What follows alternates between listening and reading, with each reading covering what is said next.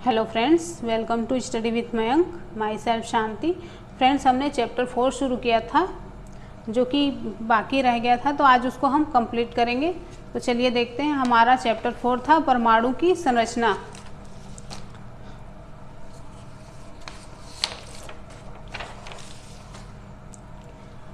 हम आज 4.2 का 4 देखेंगे जो कि था न्यूट्रॉन। तो फ्रेंड्स, 1932 में जेम्स चैडविक ने एक और अपरमाणु कण की खोज की जो अनावेशित और द्रव्यमान में प्रोटॉन के बराबर था। इसका नाम न्यूट्रॉन पड़ा। तो उन्होंने किसकी खोज की? न्यूट्रॉन की। किसने की? जेम्स चैडविक ने। ठीक है फ्रेंड्स, हाइड्रोजन को छोड़कर ये सभी परमाणुओं के नाभिक में होता है। मतलब न्यूट्रॉन हाइड्रोजन के नाभिक में क्या नहीं होता? न्यूट्रॉन नहीं होता। ठीक है। तो फ्रेंड्स, इसे n के द्वारा दर्शाया जाता है। यहाँ पर लिखा भी है कि हाइड्रोजन को छोड़कर ये सभी परमाणु के नाभिक में होता है। ठीक है, ये पॉइंट आप याद रखिएगा। और परमाणु का द्रव्यमान नाभिक में उपस्थित प्रोटॉन और न्यूट्रॉन के द्रव्यमान के योग के द्वारा प्रकट किया जाता है। ठीक है, मतलब आपसे अगर पूछेगा कि किसी भी परमाणु का द्रव्यमान क्या होता है, तो आपको प्रोटॉन और न्यूट्रॉन के द्रव्यमान के योग के द्वारा बता देना है कि परमाणु का द्रव्यमान क्या है। ठीक है, तो इसको हम आगे और डिटेल में जानेंगे। चलिए पहले देखते हैं 4.3 विभिन्न कक्षाओं में इलेक्ट्रॉन कैसे वितरित होते हैं। तो फ्रेंड्स, परमाणुओं की विभिन्न कक्षाओं में इलेक्ट्रॉन के वितरण के लिए बोर और बरी ने कुछ नियम प्रस्तुत किए। ठीक है, किसने? बोर एवं बरी ने। तो उनके अनुसार क्या था? तो उनके अनुसार था, उनके नियम के अनुसार कि किसी कक्षा में उपस्थित अधिकतम इलेक्ट्रॉनों की संख्या को सूत्र 2n2 से दर्शाया जाता है। ठीक है, जहाँ पर n क्या है? ये जो n है वो क्या है? तो कक्षा की संख्या है या ऊर्जा स्तर है। ठीक है, इसके लिए इलेक्ट्रॉनों की अधिकतम संख्या पहले कक्ष का k कोश में होगी जो कि 2 × 10⁻² बराबर 2 होगा। ठीक है, मतलब पहले कोश में कितने इलेक्ट्रॉन होंगे? 2 इलेक्ट्रॉन होंगे।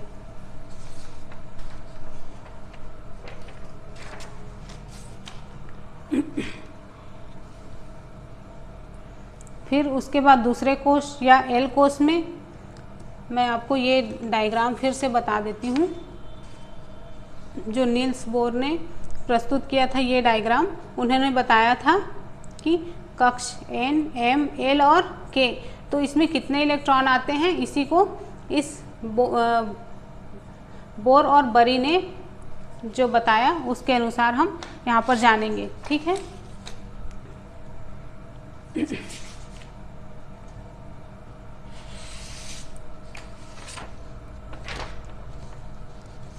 तो पहले कोश में मतलब k कोश में कितने इलेक्ट्रॉन होंगे? 2 इलेक्ट्रॉन। ठीक है, फिर दूसरे कोश या एल कोश में होंगी 2 × 2⁻², मतलब 8 इलेक्ट्रॉन। ठीक है, तीसरे कक्ष या एम कोश में होंगी 2 × 3² बराबर 18 इलेक्ट्रॉन। और चौथे कक्ष या एन कोश में होगी कितनी? 32 इलेक्ट्रॉन। ठीक है, इस तरह से जो इलेक्ट्रॉन भरने की जो इलेक्ट्रॉन जो है वो इसी तरह से पहले कक्ष में 2, फिर 8, फिर 18 और फिर 32 इसी क्रम में भरा जाता है। ठीक है, फिर दूसरा क्या था? दूसरा नियम था सबसे बाहरी कोश में इलेक्ट्रॉन की अधिकतम संख्या 8 हो सकती है। ओके, 8 से ज़्यादा नहीं हो सकती। और तीसरा क्या बताया कि किसी परमाणु के दिए गए कोश में इलेक्ट्रॉन तब तक स्थान नहीं लेते जब तक कि उससे पहले वाले भीतरी कक्ष पूर्ण रूप से भर नहीं जाते। मतलब पहले कक्ष में पहले इलेक्ट्रॉन भरेंगे, जब उसमें 2 इलेक्ट्रॉन पूरे हो जाएंगे तब हम उसके बाहर वाले कक्ष में जाएंगे, वहाँ पर फिर 8 इलेक्ट्रॉन भरे जाएंगे और जब तक 8 इलेक्ट्रॉन पूरे नहीं हो जाते तब तक अगले कक्ष में हम इलेक्ट्रॉन नहीं भर सकते। ठीक है, यही बताया गया है इसमें, जो कि हम आगे समझेंगे। फ्रेंड्स, यहाँ पर पहले जो 18 तत्व हैं, है ना, उनकी परमाणु संरचना की व्यवस्था को दिखाया गया है। जैसे कि आप देख रहे हो यहाँ पर हाइड्रोजन परमाणु में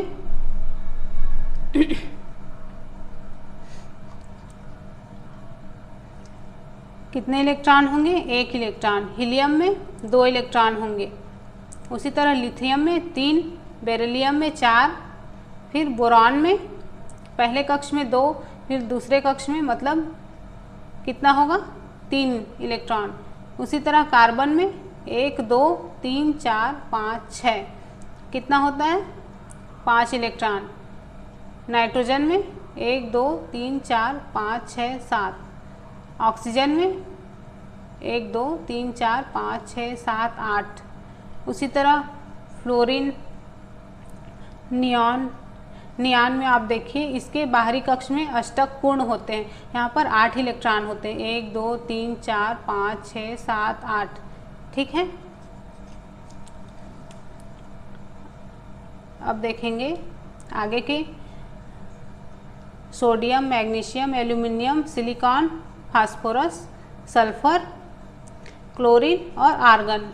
इनमें इलेक्ट्रॉनों को किस प्रकार से वितरित किया जाता है आप देख सकते हैं। ठीक है, आप इसका स्क्रीनशॉट ले लीजिए और अगर नोट्स बना रहे होंगे तो इस तरह से आपको आसानी से समझ में आ जाएगा। ठीक है,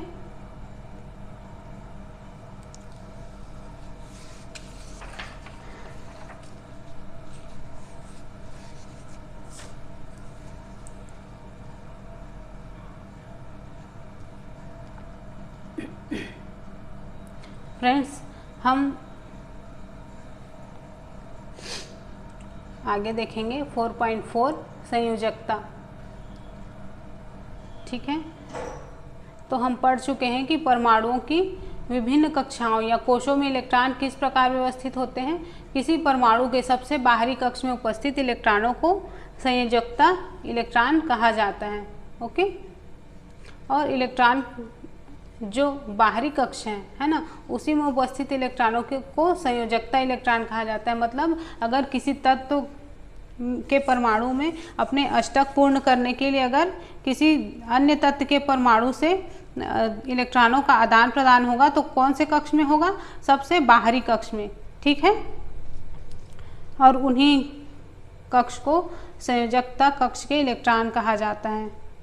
ओके,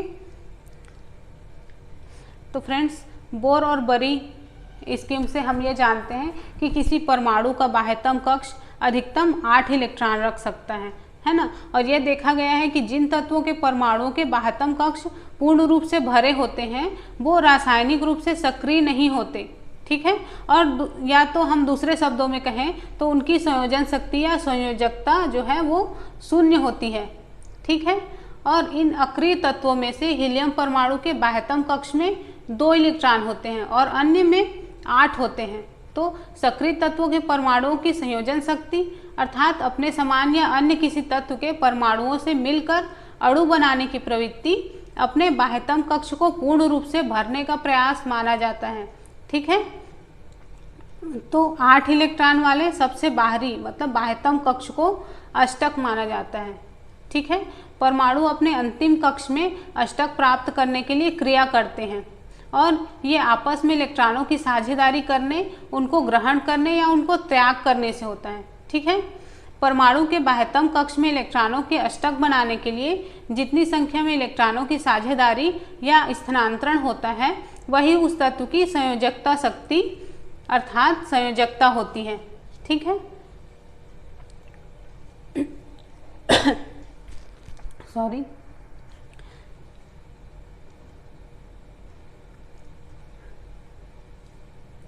फ्रेंड्स, एग्जाम्पल के लिए यहाँ पर मैंने बताया कि प्रत्येक तत्व के परमाणु की एक निश्चित संयोजन शक्ति होती है जिसे संयोजकता कहते हैं, है ना। तो हम एक एग्जाम्पल देख लेते हैं। हाइड्रोजन, लिथियम या सोडियम प्रत्येक में परमाणुओं के बाह्यतम कक्ष में एक एक इलेक्ट्रॉन होता है, इसलिए ये एक इलेक्ट्रॉन को त्याग कर सकते हैं, इसलिए उनकी संयोजकता एक कही जाती है। क्या आप बता सकते हैं कि मैग्नीशियम और एल्यूमिनियम की संयोजकता क्या होती है? तो फ्रेंड्स, मैग्नीशियम और एल्यूमिनियम की संयोजकता क्रमशः 2 और 3 होगी, क्योंकि मैग्नीशियम के बाह्यतम कक्ष में 2 और एल्यूमिनियम के 3 इलेक्ट्रॉन होते हैं। ठीक है, तो फ्रेंड्स, यदि किसी परमाणु के बाह्यतम कक्ष में इलेक्ट्रॉनों की संख्या उसकी क्षमता के अनुसार लगभग पूरी है तो संयोजकता एक अन्य प्रकार से प्राप्त की जाती है। चलिए इसका भी एग्जाम्पल देख लेते हैं। तो फ्लोरीन को ले लेते हैं हम। फ्लोरीन परमाणु के बाह्यतम कक्ष में 7 इलेक्ट्रॉन होते हैं, ओके, और इसकी संयोजकता 7 हो सकती है, पर बाह्यतम कक्ष में अष्टक बनाने के लिए फ्लोरीन के लिए 7 इलेक्ट्रॉनों को त्याग करने की अपेक्षा 1 इलेक्ट्रॉन प्राप्त करना बहुत अधिक आसान होगा। अतः इसकी संयोजकता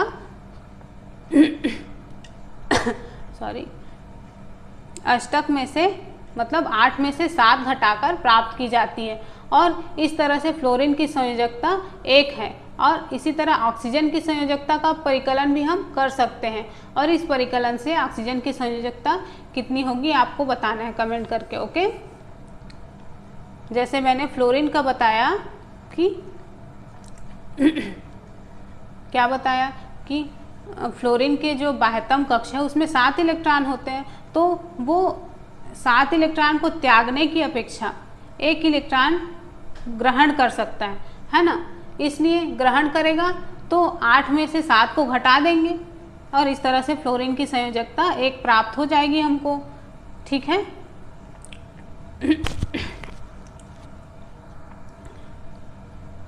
इसीलिए कहा गया है कि प्रत्येक तत्व के परमाणु की एक निश्चित संयोजन शक्ति होती है, जिसे संयोजकता कहते हैं। ठीक है फ्रेंड्स, यहाँ पर एक सारणी दिया गया है, एक चार्ट दिया गया है, जिसमें जो हमारे 18 तत्व हैं, है ना, उनकी संयोजकता दिखाई गई है। ठीक है, तो आप इस चार्ट का स्क्रीनशॉट ले लीजिए, इससे आपको समझने में आसानी होगी, और अगर नोट्स बना रहे होंगे तो उसके लिए तो बहुत ही अच्छा है। तो यहाँ पर आप देखिए, यहाँ पर तत्व का नाम लिखा है मैंने, फिर उसके प्रतीक, उसकी परमाणु संख्या, प्रोटॉनों की संख्या, न्यूट्रॉनों की संख्या, इलेक्ट्रॉनों की संख्या और इलेक्ट्रॉनों का वितरण, मतलब इलेक्ट्रॉनों को के, एल और एम कक्षों में किस प्रकार से बांटा जाएगा। ठीक है, और यहाँ पर उसकी संयोजकता दर्शाई गई है। तो चलिए देख लेते हैं। पहला तत्व क्या है? हाइड्रोजन। फिर इसका परमाणु संख्या क्या है? इसकी 1 है। प्रोटॉनों की संख्या 1, न्यूट्रॉनों की संख्या कुछ नहीं है। मैंने बताया था आपको पीछे कि हाइड्रोजन में न्यूट्रॉन नहीं होते। ठीक है, और इसमें इलेक्ट्रॉनों की संख्या भी 1 होगी। ठीक है, तो इलेक्ट्रॉनों का वितरण क्या है? हमने पहले पढ़ा था कि प्रोटॉनों की संख्या और इलेक्ट्रॉनों की संख्या बराबर होती है। ठीक है, इलेक्ट्रॉनों का वितरण, तो इसके के कक्ष में 1 इलेक्ट्रॉन होंगे और फिर ये सब तो खाली रहेंगे। उसकी संयोजकता क्या होगी? 1 होगी। तो इसी तरह से हीलियम के बाद, हाइड्रोजन के बाद helium, lithium, beryllium, boron, carbon, nitrogen, oxygen, fluorine, neon, sodium, magnesium, aluminium, silicon, phosphorus, sulphur और क्लोरीन और आर्गन। ठीक है, इन 18 तत्वों की संयोजकता वगैरह दर्शाई गई है। आप इसका स्क्रीनशॉट ले लीजिए और एक बार रिवाइज कर लीजिएगा। ठीक है,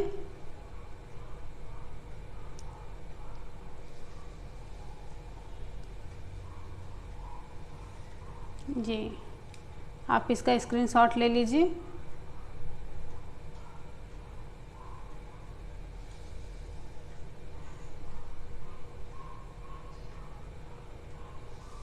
चलिए अब आगे देखते हैं।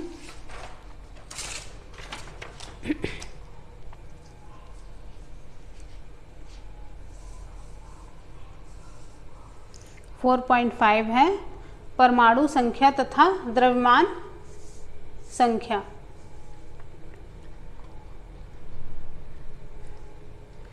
तो 4.5 का 1 है परमाणु संख्या। पहले हम परमाणु संख्या के बारे में जानेंगे। तो हम जानते हैं कि परमाणु के नाभिक में प्रोटॉन विद्यमान होते हैं और एक परमाणु में उपस्थित प्रोटॉनों की कुल संख्या को परमाणु संख्या कहते हैं। ठीक है, मतलब किसी भी एक परमाणु में उसके नाभिक में जितने प्रोटॉन उपस्थित होंगे उनकी कुल संख्या को ही परमाणु संख्या कहेंगे। ठीक है, इसे Z से दर्शाया जाता है। फ्रेंड्स, किसी भी तत्व के सभी अणुओं की परमाणु संख्या समान होती है। वास्तव में तत्वों को उनके परमाणु में विद्यमान प्रोटॉनों की संख्या से परिभाषित किया जाता है। ठीक है, जैसे कि हाइड्रोजन के लिए Z बराबर मतलब परमाणु संख्या बराबर Z मतलब परमाणु संख्या। ठीक है, परमाणु संख्या बराबर कितनी होगी? 1, क्योंकि हाइड्रोजन में परमाणु के नाभिक में केवल एक प्रोटॉन होता है और मैंने पीछे आपको चार्ट में भी बताया। इसी प्रकार कार्बन के लिए Z बराबर 6 होगा। इस प्रकार एक परमाणु के नाभिक में उपस्थित प्रोटॉनों की कुल संख्या को परमाणु संख्या कहते हैं। ठीक है, अब हम देखेंगे 4.5 का 2 द्रव्यमान संख्या। परमाणु संख्या जान लिया, अब द्रव्यमान संख्या देखेंगे। ठीक है,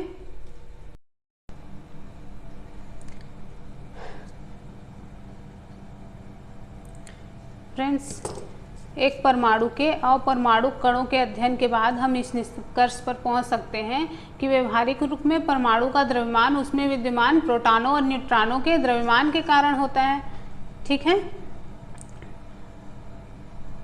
और ये परमाणु के नाभिक में विद्यमान होते हैं, इसलिए इन्हें न्यूक्लियन भी कहते हैं। ठीक है, परमाणु का लगभग संपूर्ण द्रव्यमान उसके नाभिक में होता है। कहाँ होता है? नाभिक में होता है ना। तो एक परमाणु के नाभिक में उपस्थित प्रोटॉनों और न्यूट्रॉनों की कुल संख्या के योग को द्रव्यमान कहते हैं।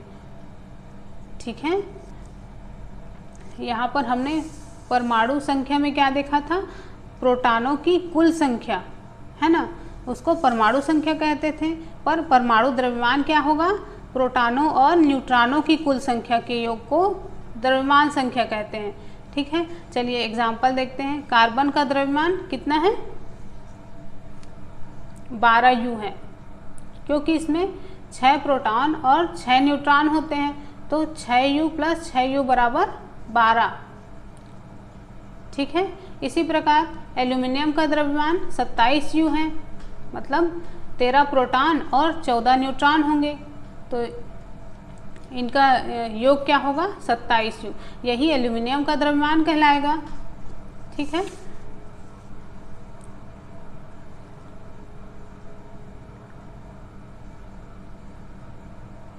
अब किसी परमाणु को दर्शाने के लिए परमाणु संख्या, द्रव्यमान संख्या और तत्व का प्रतीक इस प्रकार से लिखा जाता है। मतलब किसी परमाणु को कैसे दर्शाया जाएगा? तो यहाँ पर द्रव्यमान संख्या लिखा जाएगा, यहाँ पर तत्व का प्रतीक और नीचे में परमाणु संख्या। एग्जाम्पल देख लीजिए, नाइट्रोजन को किस प्रकार से लिखेंगे? तो N, ये 40 क्या है? द्रव्यमान संख्या है, और 7 क्या है? परमाणु संख्या। ठीक है, चलिए आगे देखते हैं।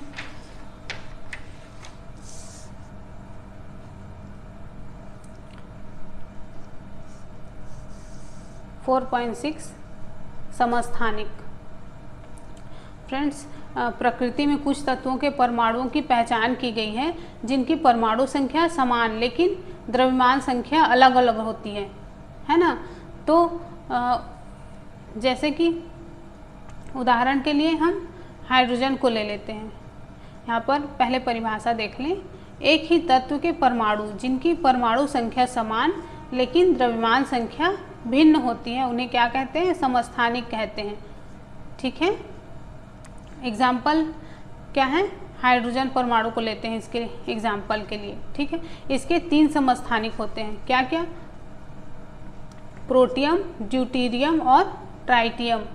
तो प्रोटियम को कैसे लिखा जाता है? H। इसका परमाणु क्रमांक, परमाणु द्रव्यमान कितना होता है? 1, और परमाणु द्रव्यमान भी 1 होता है। जबकि ड्यूटेरियम का कितना होता है? 2 और 1। उसी तरह ट्राइटियम का H 3 और 1। 3 और 1 मतलब इसको T से दर्शाया जाता है और इसको D से। ड्यूटेरियम को D भी लिखा जाता है और ट्राइटियम को T लिखा जाता है। ठीक है, तो फ्रेंड्स प्रत्येक की परमाणु संख्या यहाँ पर समान है ना। परमाणु संख्या 1 है, आप देख रहे हो, जबकि परमाणु द्रव्यमान क्या है, अलग अलग है। तो यही बताया गया है कि एक ही तत्व के परमाणु जिनकी परमाणु संख्या समान लेकिन द्रव्यमान संख्या भिन्न होती है, समस्थानिक कहलाते हैं। अब और उदाहरण देख लेते हैं कार्बन का। कार्बन 6 और 12 और इसी तरह कार्बन 6 और 14। ठीक है, क्लोरीन का, इसका परमाणु क्रमांक कितना होता है, 17 होता है, परमाणु द्रव्यमान 35 और क्लोरीन का परमाणु क्रमांक 17 और परमाणु द्रव्यमान 37। ये क्या है, समस्थानिक है। ठीक है, तो फ्रेंड्स ये जो हमने एग्जाम्पल देखे उसके आधार पर समस्थानिकों को हम कैसे परिभाषित कर सकते हैं। तो कह सकते हैं कि एक ही तत्व के परमाणु जिनकी परमाणु संख्या समान लेकिन परमाणु द्रव्यमान भिन्न होती है। इस तरह से हम कह सकते हैं कि हाइड्रोजन परमाणु के 3 समस्थानिक प्रोटियम, ड्यूटियम और ट्राइटियम होते हैं। और बहुत से तत्व समस्थानिक का मिश्रण भी होते हैं। किसी तत्व का प्रत्येक समस्थानिक शुद्ध पदार्थ होता है। समस्थानिकों के रासायनिक गुण समान लेकिन भौतिक गुण अलग अलग होते हैं। ठीक है, प्रकृति में क्लोरीन 2 समस्थानिकों के रूप में पाया जाता है जिसका द्रव्यमान 35 U होता है, आप देख रहे हो, है ना। और एक का होता है 37 U जो 3:1 के अनुपात में होते हैं। ठीक है फ्रेंड्स, अब यह प्रश्न उठता है कि किस द्रव्यमान को क्लोरीन परमाणु का द्रव्यमान मानना चाहिए।